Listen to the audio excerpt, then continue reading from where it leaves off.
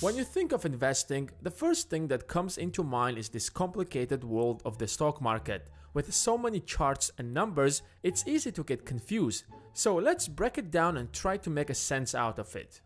Let's say you have built a business, but now you need some more money to expand, or maybe you just want a private jet. Where do you get the money from? Here is an idea for you. Why don't you break down your company and sell part of it, while you keep the majority to stay in charge? That's what stock market is for, and this process is known as initial public offering. But how much money can you actually raise? Let's take an example of Mark Zuckerberg's little toy, Facebook. It went public in 2012 with 337 million shares at a price of $38 a share. Not bad, right? But when he realized that there are so many more people who want a piece of his pie, he added another 84 million shares. And guess what? He sold every single one of them and raised $16 billion. He literally became a billionaire in just a few hours.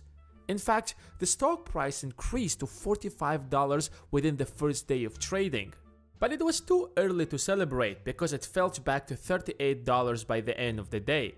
And that was just the beginning. The bad news were just starting.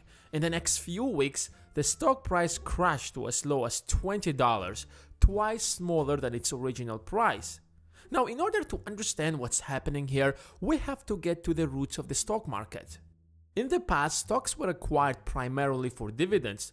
Theoretically, when you buy a stock, you become the owner of that company, which means that you, like any other owner, have the right to the profits of the company.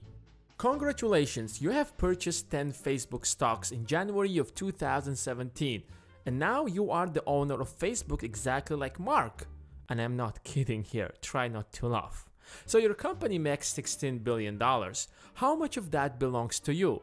At the end of the day, you have spent $1,300 to buy your 10 stocks. But let's first take a look at how much stocks are there in total. It turns out that there are almost 3 billion of them. I doubt that your 10 stocks matters now. But let's be optimistic, because if we divide the net income on the number of shares, each stock should earn you a little over $5.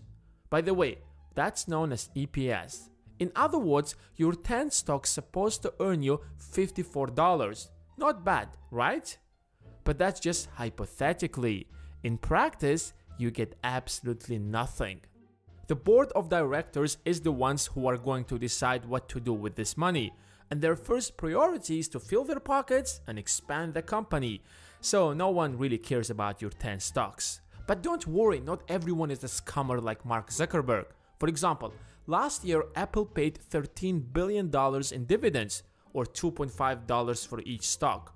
Of course, it's not much for a stock that cost $170, but something is always better than nothing.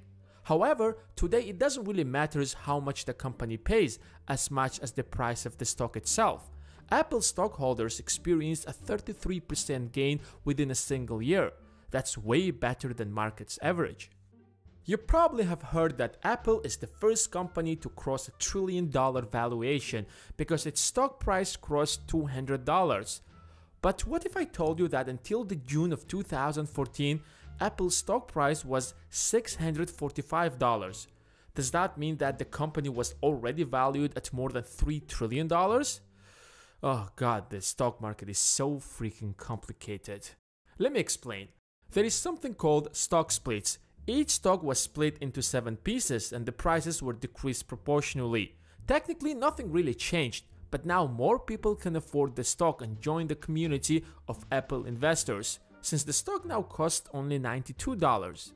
But not all companies do that. Some prefer to only work with serious people, such as Warren Buffett.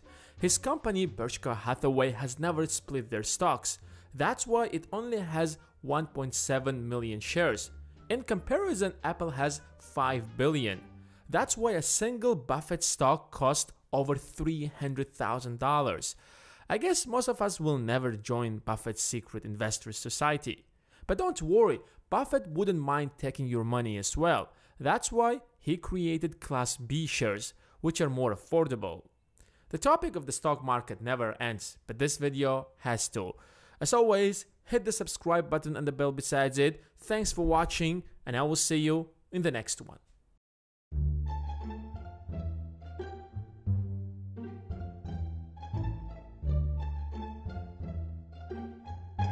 you.